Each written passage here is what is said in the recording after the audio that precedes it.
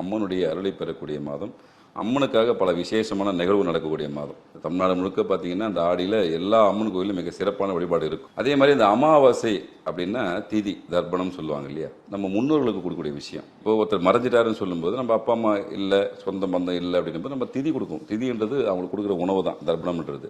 பொதுவாக அமாவாசையில் கொடுப்பாங்க.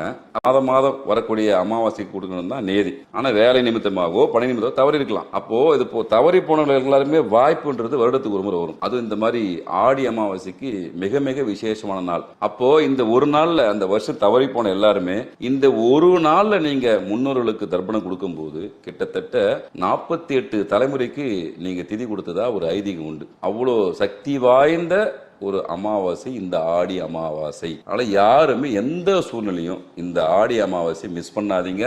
உங்க வாழ்க்கையில எல்லா விஷயம் கிடைக்கணும்னு நினைக்கிற எல்லாருக்குமே இது மிகப்பெரிய வரம்.